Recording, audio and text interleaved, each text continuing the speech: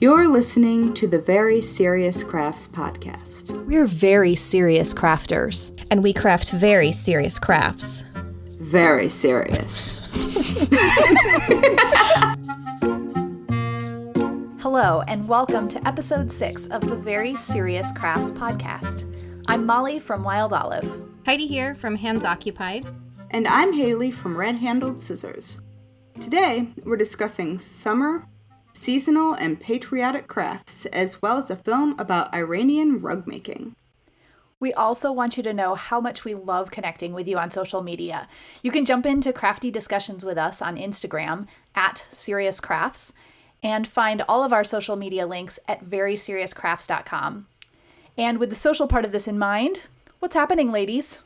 Well, being a crafter is weird. Which I don't have to tell you two of all of my friends how weird it can be to be a crafter. You don't say. No. So yesterday I had a photo shoot for a magazine, and usually when I do these things and you do these things, like you take pictures of your hands mostly. Like you make sure like that your cuticles don't look like they've been chewed on and that your nails are done and whatever. And like I remember to take off my useful but not the cutest looking thing in the world, my Apple Watch. And I never remember to take mine off. Yeah, and then I always think it's lost when I take it off, but whatever. So all that to say, normally you take a picture of your hands doing things, in my case, with knitting needles and crochet hooks and yarn most of the time, right? So yesterday, this photo shoot I did, it was the first one that I had to like model for real in. Which I was like, oh, like your face? Yeah, like my face. And I do a lot of video work, and that's one thing, because you're like talking and trying to be like a normal human, but when you're modeling, you're like, is my face normal? Is this how a person stands? Do I smile weird? Who knows? I mean, you do now, because now you're thinking about it. Yeah, and like how high up are my shoulders getting? The more tense I'm feeling and self-conscious I'm feeling, etc. So the only good thing about this strange modeling experience, I guess, is it was literally a back-to-school themed photo shoot for a magazine. And I've mentioned this before in the podcast. I was a librarian for like 8 years. So I feel like if I had to do a modeling job, which sounds super weird to say, I think that my experiences professionally as a librarian and also my unsurprisingly librarian-ish wardrobe, I think prepared me my entire life to be ready for this photo shoot. Yeah, like I literally have like an 80s bow shirt and like a high-waisted like pencil skirt. It was perfect. Nice. But once they were like, okay, we got some pictures of you like looking normal, they handed me an apple and were like, could we get you to take a bite out of this in a picture? Wait, what? Yeah. I'm like 99% sure there's no way that picture is making the magazine. Like when they went to take the picture, the like photo director and the photographer both kind of went like, ooh. Yeah, that would be not something I would want someone taking a picture of me doing. I think I looked really angry, and then there was like, I think like apple juice dripping down my face. So yeah. Clearly you were not working with the camera there. No, and I probably was making like just a bad face in general. But in the end, I got some bonus payment in the form of getting to eat the rest of that apple. And all the lipstick that was all over it as a snack. Oh, no. Oh, an apple is acidic and sticky. Oh, no. I bet your lipstick was in fine form after that. And then I was like, I have to wash my hands if you want me to handle yarn for the next picture.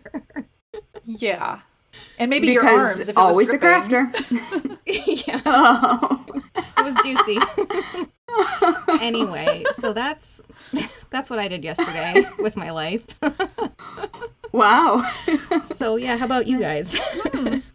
Well, I guess I can bring it in with another vaguely gross thing. Specifically the moths that you have all now heard my story about, the tale of woe.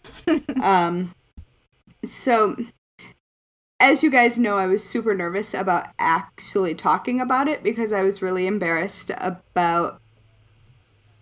I guess I really thought that people were going to judge me and think that I was just a mess. And instead, I have received, since we released that episode, so many, like, just individual personal notes, like emails and Instagram messages, from people who had listened, who were telling me about their own stories and how hearing about it either inspired them to check their stashes and see if there was anything going on, or really made them feel like they weren't alone in having that problem. And it ended up being like this really nice moment that I kind of wasn't expecting. Like, I expected people to be like, ugh, that girl. I didn't really expect people to be like, oh my gosh, me too. Thanks for making me not feel alone. Aw. And that's it was so nice. It was really heartwarming. And I feel a little emotional about it. Aw. That's really great. Yeah. So how are you, Molly? What's going on? As a tear runs silently down your cheek. Haley's all like sweet and nice, and you guys, it's all wonderful. And I'm like gonna say something, because we're going back to but my biggest news was this week I had a wisdom tooth removed, and it was my second one to be removed. I don't want to do these like in bulk or anything. They don't offer a bulk discount on teeth removal. So, and I'm cheap. So I'm like, I'll only do it if you like absolutely make me. But yeah, so I had that out a couple days ago.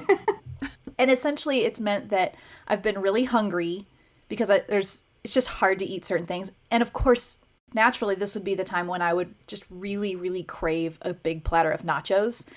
And that's just not happening. So I'm hungry. It's really warm here, so I've been a little bit off and cranky, and I'm also on amoxicillin, which can just throw me just a bit. So I'm just here to warn you that if I am just sort of vacant or forget words again while recording, it's just going to be amplified. I guess it's normal for me, but it's just me multiplied. So... fair warning. Wait, what word did you forget? Thread. I forgot thread. Yes. Yeah, my mom actually has warned me. She's like, that's pretty normal, like with menopause. And I was like, excuse me? Let's not go there. Now. That was uncalled for. Thank you. Anyway...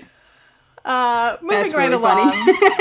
Let's jump into this. And Heidi, you mentioned going to see this film, and as soon as I heard about it, actually, I'm going to set this up by saying Heidi mentioned this film, which she will describe, and she followed it up by saying, I'm embarrassingly excited about this. To which I said, I don't think there's a level of excitement that requires being embarrassed about this because it sounds so awesome. So, Heidi, tell us all about it. Well, Molly, you're very sweet. So there's this film called Gabe. I believe I'm pronouncing that correctly. Apologies if I'm butchering it. And it's this film from 1996 that was made in Iran, and it's about traditional rug making. So Gabas, or Gaba, Gabba, is how it's spelled sometimes, but generally it's spelled Gabbeh. Spelling lesson for you guys who aren't up on your Iranian vocabulary. But these Gaba rugs are a traditional rug making style done in Iran, and they're traditionally also made by women. So in this art house film from 1996, there's this nomadic family that does what nomads do. They travel around setting up camp and just living their lives in this clan sort of environment with generally really large families and extended family all working together. And the family in this film, they had, gosh, I think one uncle had 7 kids and the other uncle had 9 kids, and they were all working together to raise a flock of sheep. They had some goats. And then time and time again, the characters would come back to making the gaba, and the gaba was this kind of symbol of one of the main characters. And this film, actually, my husband, Ed, actually, he subscribes to the Chicago Film Society's email newsletter because he's a big film nerd. Like, for fun, he will go to, like, a nitrate film festival in upstate New York by himself. I was like, you can go without me. I have a bunch of work I can do that weekend. And so he was like, oh, this is about rug making, and you keep, poking at that latch hook or whatever it's called. And I was like, yes! Because I'll put the trailer in the show notes for this episode. The trailer is gorgeous. And this film is actually pretty hard to find, to get a screening of. So before the film screen, the curator of the series from the Chicago Film Society was like, yeah, we make a habit of going on eBay and buying 35 millimeter film prints from like old film production houses that have gone out of business. And so a lot of their films, because it was before a lot of these things were getting digitized right away as just like the workflow of film production, a lot of these films only exist on film prints that are just like randomly in old like art house basements or storage spaces. And disintegrating, yeah. Yeah. So this film, like, you can find it on YouTube, but most often there aren't any English subtitles, and they're like a really bad image quality. So I felt really lucky that I was able to find this. And I was posting about seeing this film on social media, and I've gotten a bunch of like private messages on Instagram and Twitter from Iranians in Chicago being like, OMG, I can't believe this is a thing that they're screening. And I was like, yes, you should come. That is so cool. So it was really cool. So I should probably like step back instead of just geeking out about like how I got to see this film that's really hard to see. Like, sucks to be anybody else. Like, that's not what I'm trying to say. This is a film, not a documentary, right? Yes, it's a film. I at first assumed it was going to be a documentary, which I was also like, clap, clap, clap, so excited for. Yeah, I was assuming that this whole time until like about 2 seconds ago. Yeah. So okay. I'm good at explaining today. No, it just seems more like a topic for a documentary to me. Yeah, totally. That's exactly it. It's just that it never occurred to me that it wouldn't be. Yeah, for sure. And it was such a beautiful film. I'm so glad I got to see a film print of it, because one of the lines they kept coming back to throughout the film was love is color, life is color. And then they would cut to mostly women, which owns, gathering natural materials, mostly flowers and grasses, to fill their dye pots, to dye the wool from the sheep they raised. And so there's even a couple scenes where like there's a sheep being born, and the lamb's mother is trying to help it walk for the first time. And there's also it's also cut with the scene of a mother going off to give birth by herself, because I'm not that familiar with the culture represented in the film, but it seemed like that was just how it's done when women give birth in this nomadic culture. Like the entire clan is walking down the road, and this very pregnant woman is all of a sudden like, peace, and she like turns around and is holding her back and is like not making eye contact with anybody. And this is a woman who's given birth like 7 or 8 times, and she's just like beautifully walking off like, don't talk to me, I know what's happening. And she just goes and gives birth in a field by herself. It's really, really incredible, actually. Wow. But I think one of the best things is just seeing a film like this where it's showing a culture that I think a lot of people, I certainly didn't know anything about this culture and how important the Gaba rug making process is to them and how women focused it is. And also showing the dye process as well. And there's a scene where a character passes away and they're saying, life is color, and they pan over a whole bunch of bundles of dyed yarn that are drying on a rack, and then they pan up to a bunch of yarn that is all black. The previous yarn was colorful, like the rainbow, and the next one was black, and they just say, life is color, and they pan up to the black yarn, and then they say death is, and then they say nothing, and a person drops a black ball of yarn into a stream and it floats away. I was like, it was really, really beautiful. Yeah. Wow. So if you have the time and don't mind watching a film that doesn't have English subtitles, I recommend even just like scrubbing through it on YouTube, or at least checking out the trailer to see the beautiful colors. Anyway, I could go on and on and on about this, but I shan't. Well, it sounds fantastic. Well, I mean, you could. I'm absorbed. Yeah. Yeah, it was really cool. There was even, sorry, one last thing that's worth mentioning. So in this culture, there's a person who they set up a little schoolhouse for all the children, and the kids are learning their colors. And the teacher, he points to a field where there's all of this yellow grass and flowers, and you see the hand reaching out over the field, and he mimes picking up a bundle of grass and flowers, and then it cuts back, and his hand is holding those flowers. And then it like turns into like the powder of a dye, and then he explains like how colors blend to create other colors, and it's so cool. It sounds gorgeous. That is cool. Yeah, it really is. Wow. I'm very grateful to have seen it. Okay. Whew. Yeah. Sorry, I got very emotional-ish. Yeah. Too. Yeah.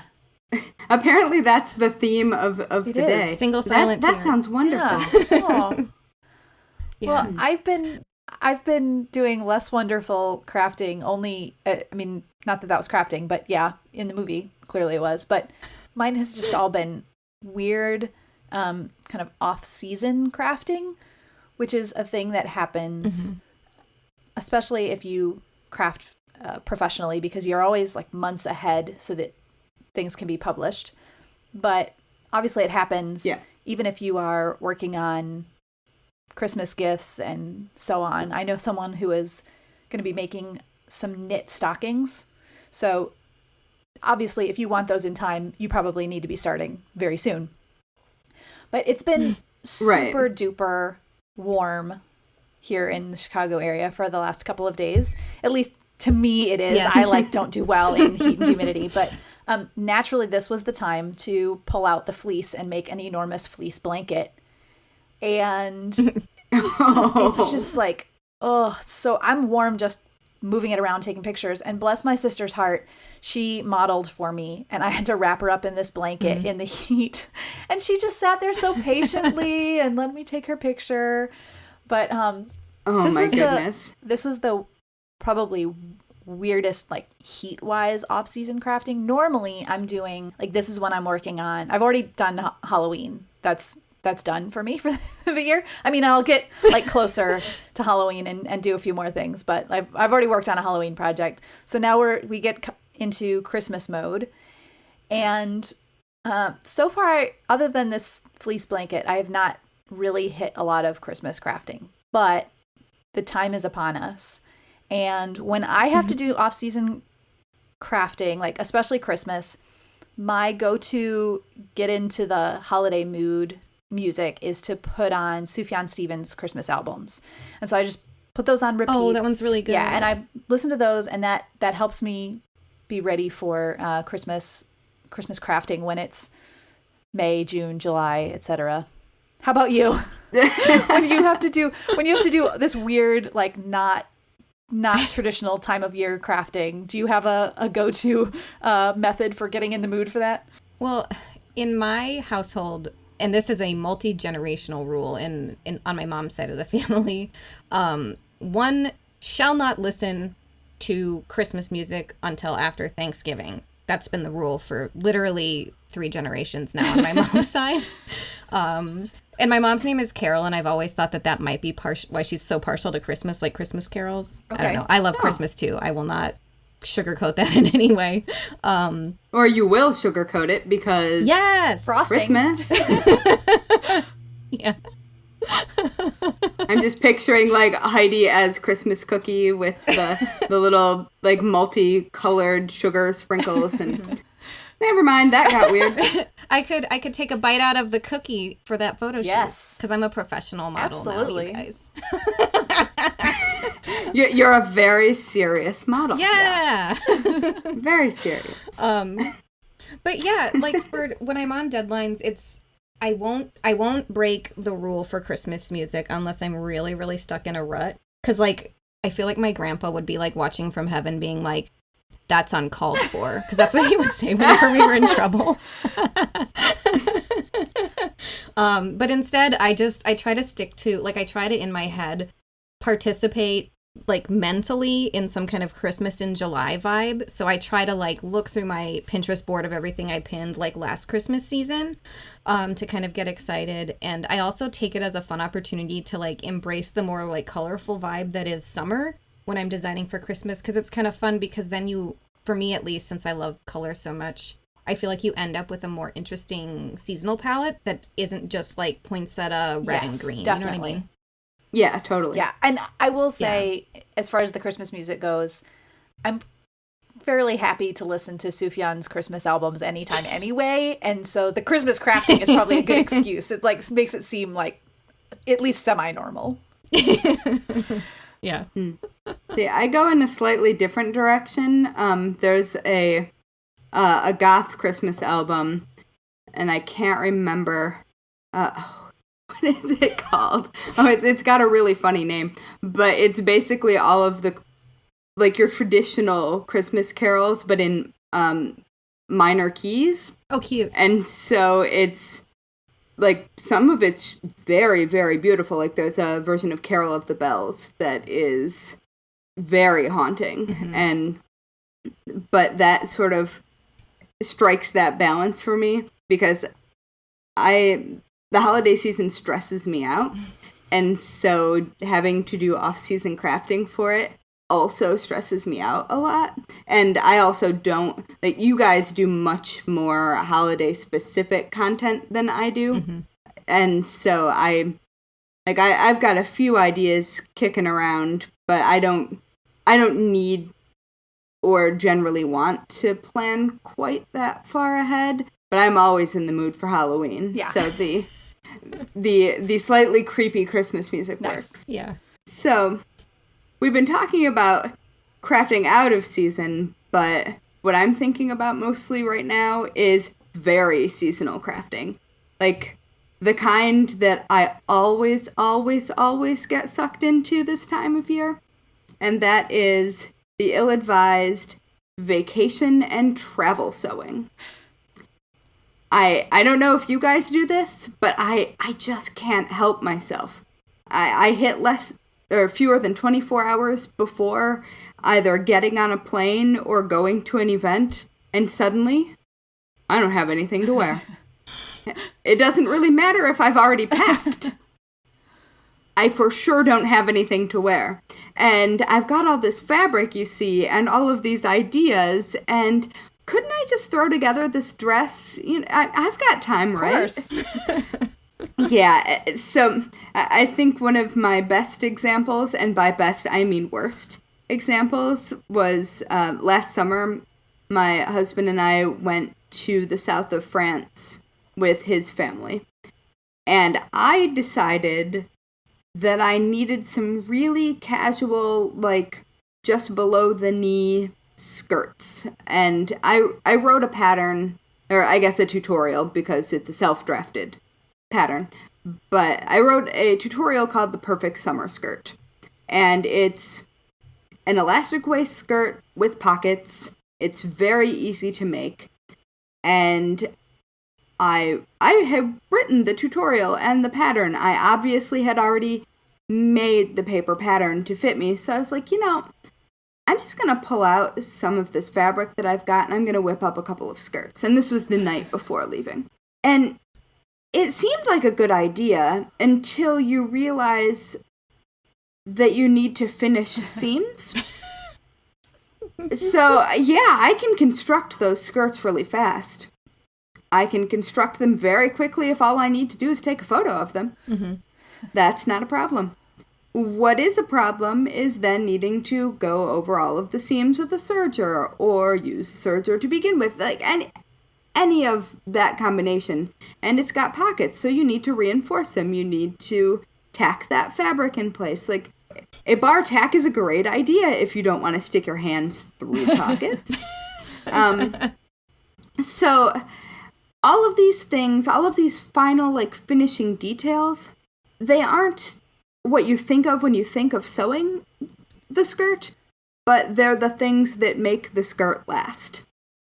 And so I had quickly cut out all of these, like, very few pattern pieces and sewn them all together, and everything was fine. I was just going to finish them up in the morning. So I went to bed that night and then got up in what I thought was plenty of time before the car to the airport was going to get there. As the car pulled up, I am still sewing with, like, stress tears running down my face, trying to get these stupid skirts done. I don't even need them, but at this point, I'm proving a point. Like, like, I'm not going to be naked if I don't bring these skirts.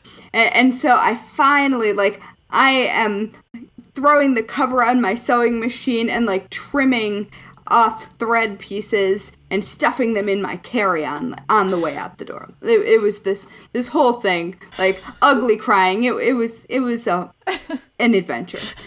And it turns out that I had pulled the worst possible kind of fabric that you could think of for travel skirts.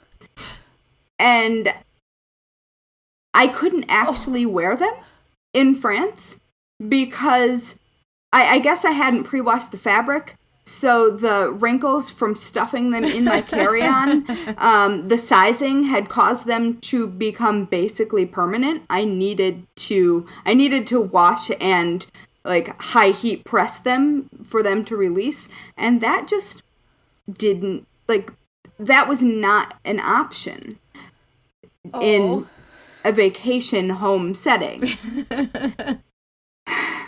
And so I couldn't even wear these things that had caused all of this trouble.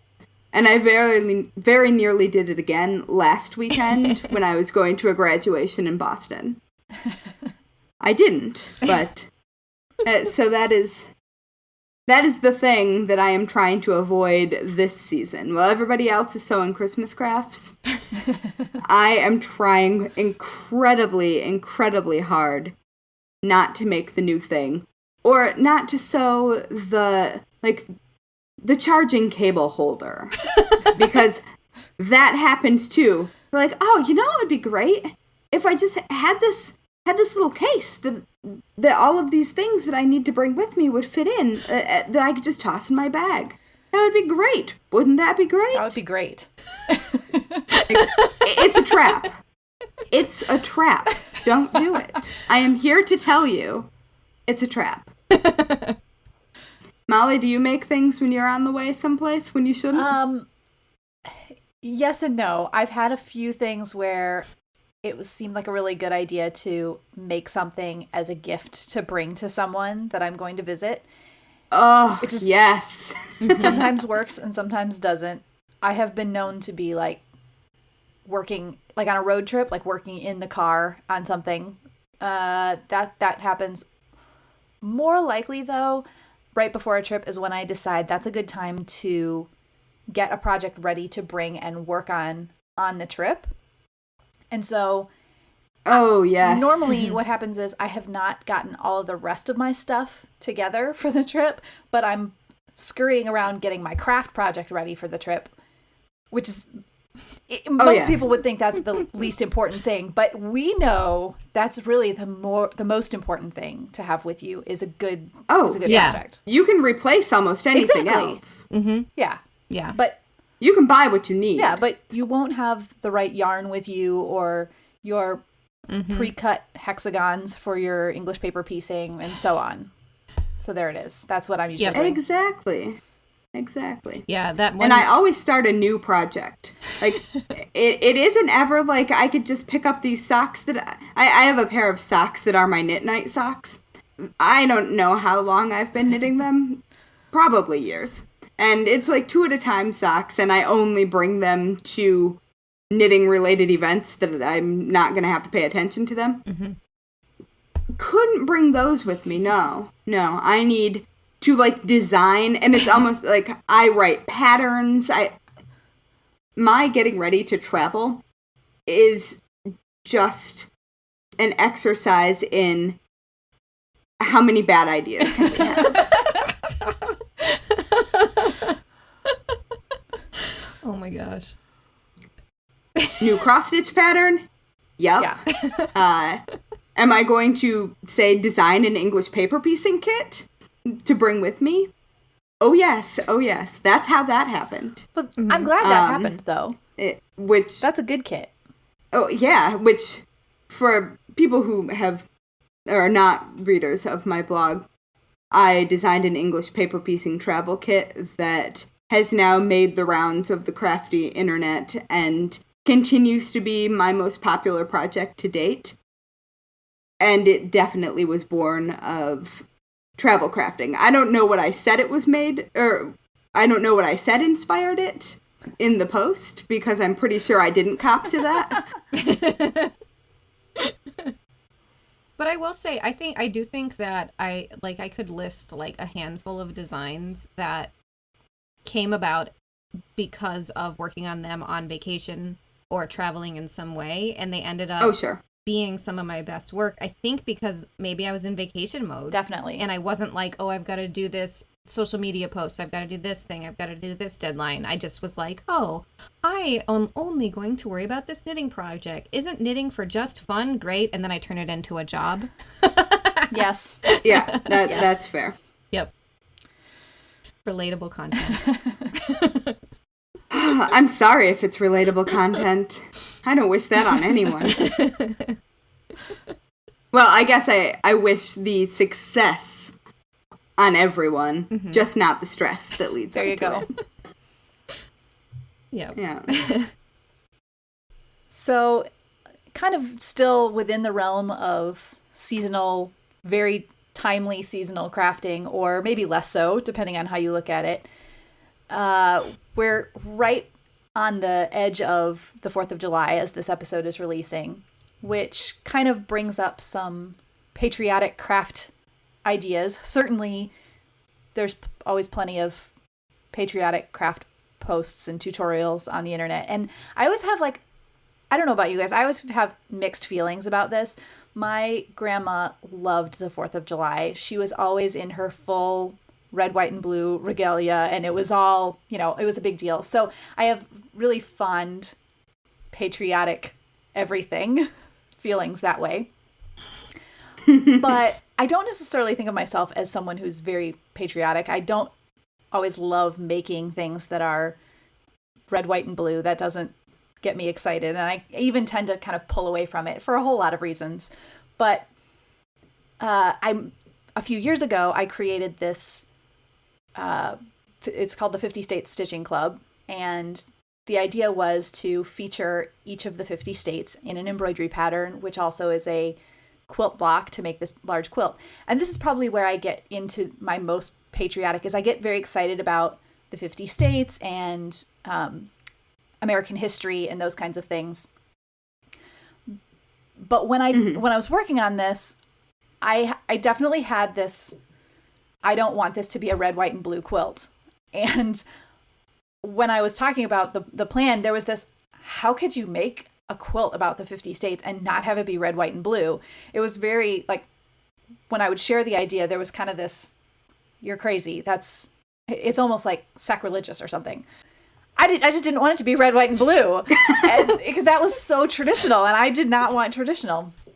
So similar to Heidi, you saying working on Christmas projects that use different color schemes. I kind of wanted to infuse some of that. I knew that I was going to have something that kind of was a little bit, I needed to have blue in it anyway.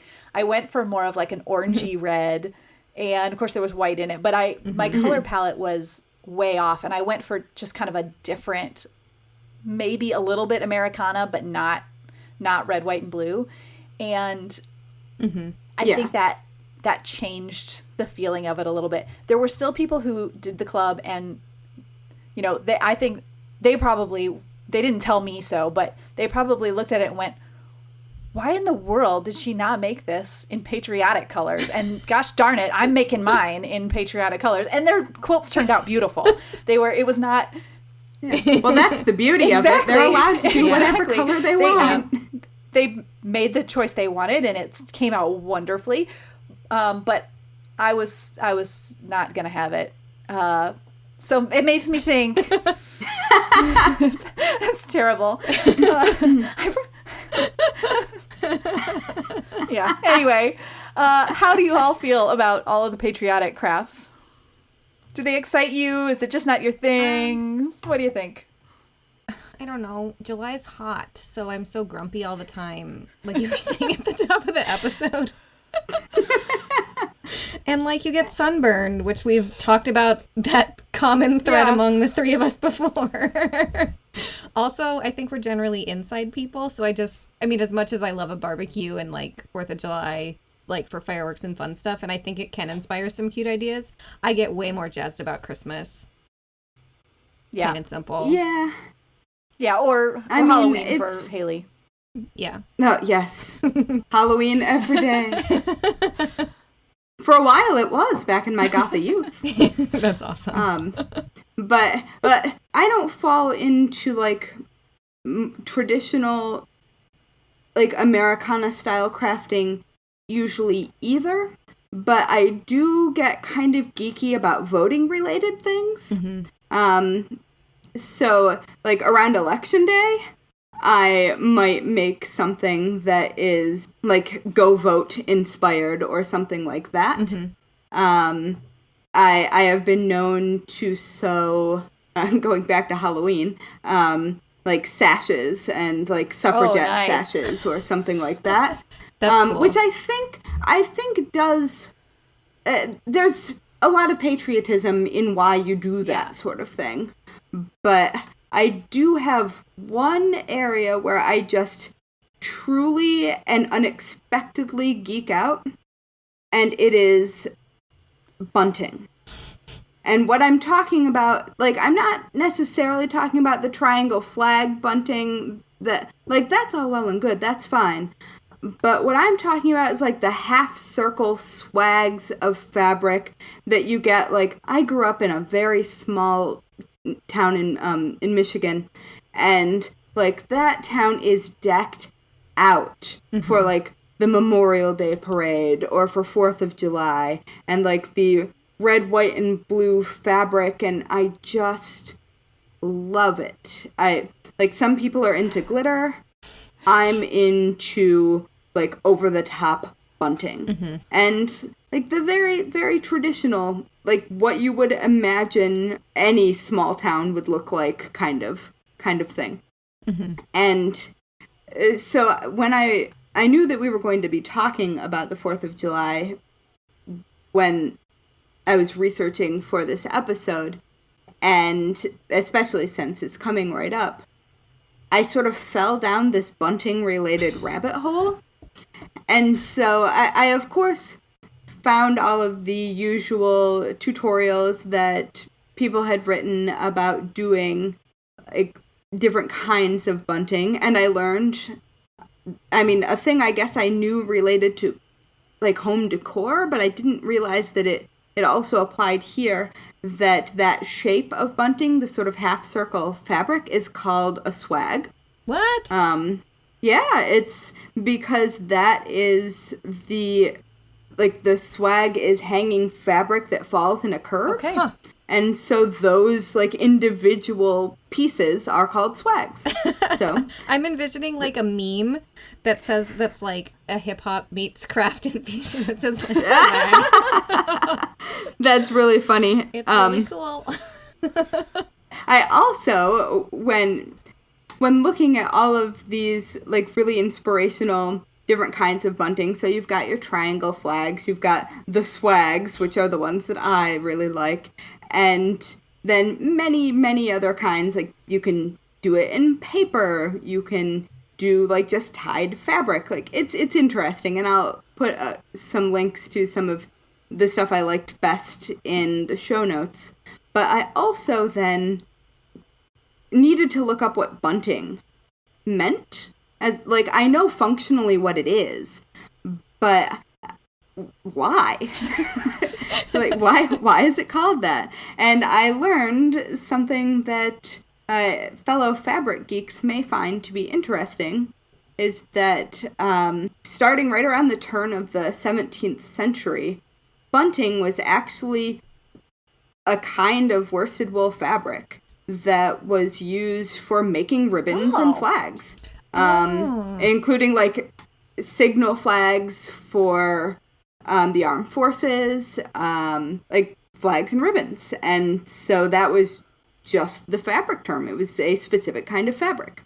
And so it is to my great relief that it is the specific kind of fabric used to make the kinds of things we call bunting today, because if it weren't, I may have pitched an etymological fit.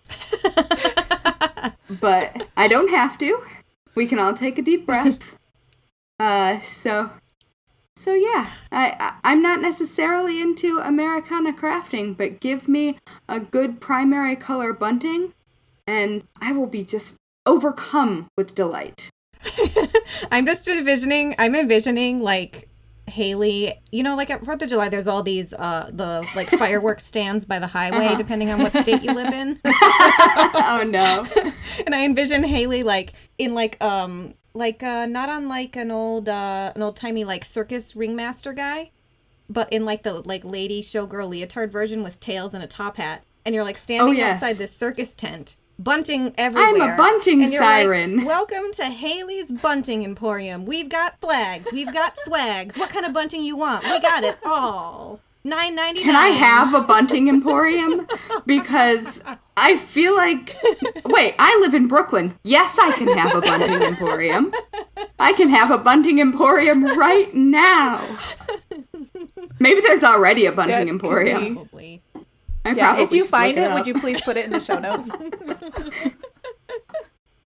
Yes, I'll check for the Brooklyn Bunting Emporium. And since we are currently possibly embarrassing ourselves, maybe now is a good time to, Choo-choo. you know, all aboard the train of shame.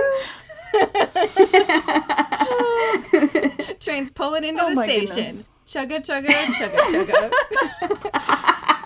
I love the train of shame. Well, the thing that I love about the train of shame, though, is that it really feels so much better to just hop on board, air your dirty laundry out the train window, and it's all good. Yes.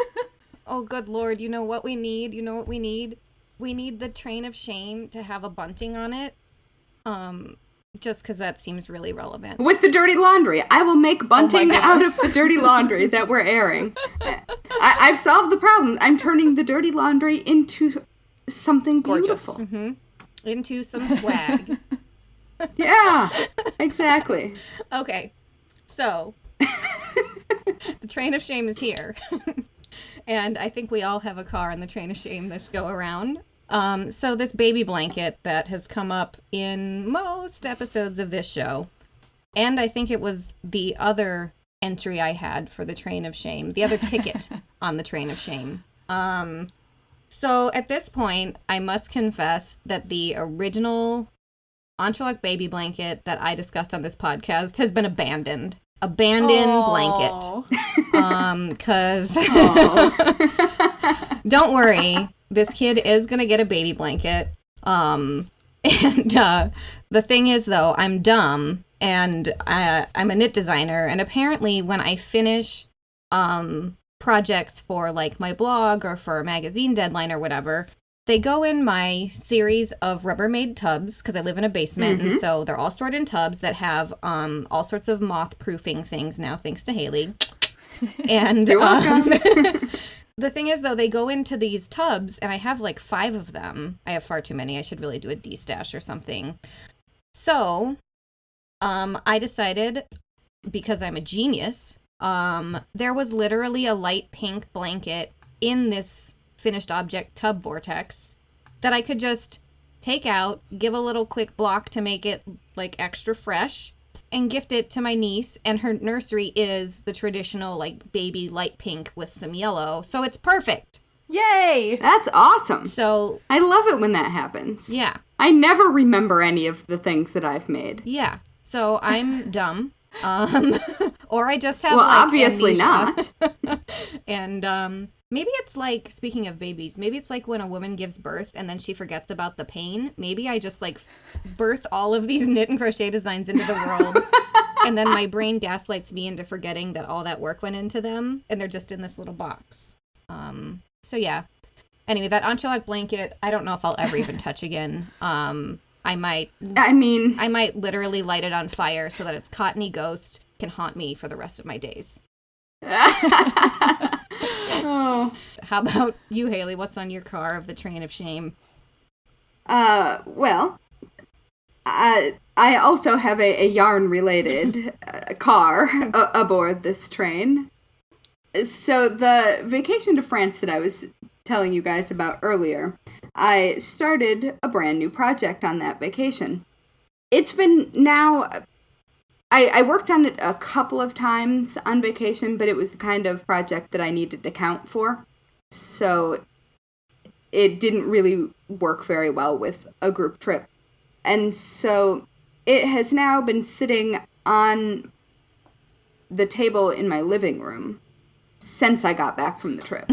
Like in its like sealed plastic lined project bag. And so I finally had to come to the realization this week that I hate it. Like, I love the yarn that I chose, but it's the wrong yarn for the project. And I could have powered through and finished it, but I wouldn't have liked it. I would have ended up giving this thing away that was going to take a long time to make anyway. And I like the yarn, and I'm going to use it for something else. And so what I need to do, and I made this decision earlier this week, I have not yet ripped it out. It's coming. There's a frogging upon us, but I also decided that I needed to make a video of frogging it because I thought it would be a really satisfying video to watch. In like time lapse and not like real time. And so now that I have given myself another job related to it, there it sits. And I've already gotten the new yarn because I don't want to abandon the project. One of the colors needs to go. And once it's gone, everything else is fine. Mm-hmm. And so I've got the new yarn, I'm all ready. And yet, I'm gonna do it though. You can do it. It's gonna happen. Thanks. Yeah. All right, Molly. How about you? You getting on this train? Caboose. I don't think mine is not nearly. I don't know why that's so funny. Just like the other day on Instagram, someone was talking about getting her featherweight sewing machine all beautiful and ready to go, and she was sharing a coupon code for this one shop online that sells like the LED bulbs that you can replace with it so that it doesn't burn hot on your, when you lift your arm up under the machine and bump that. And I was so excited because I'd been planning on buying one of these light bulbs for my featherweight. But the train of shame part of this is that I've had my featherweight for several years and I've never actually plugged it in and run it. And it just sits there in its box and I'm like nervous about pulling it out and using it. And I feel so like I'm a bad featherweight owner. Oh, Molly, they're glorious. I know. I was so excited to get it. And then I was like, but I don't really know. And what if something happens when I start it up? And that's stupid. But there You know it what, is. Molly? I have two, and I love them. And I would be more than happy to jump on Skype with you and support you through this. And also, can I please have the coupon code? Yes, I will. I will. I for sure need one of those. Okay, I will pass that along to you. Well, with that, I should probably say here, we should invite our readers all aboard the train of shame too. Yes. Yes. Because I'm sure we are not the only people who have these things. And actually, I know for a fact we're not, because when we posted an Instagram asking people to fess up a few weeks ago, there was a lot of engagement and relatability. There with were that good sentiment. ones. Yeah. Yeah. So yes. Haley, what is our email address that people could send stories to? It is podcast@veryseriouscrafts.com. Awesome. All right. Well, with that, I think we're good for this episode. Yeah. All right. Yeah. Well, see you ladies next time. Yeah. All right. Bye, guys. Bye. Bye. You've been listening to the Very Serious Crafts podcast. If you loved this episode, please share it with a friend who's as serious about crafts as we are. Thanks.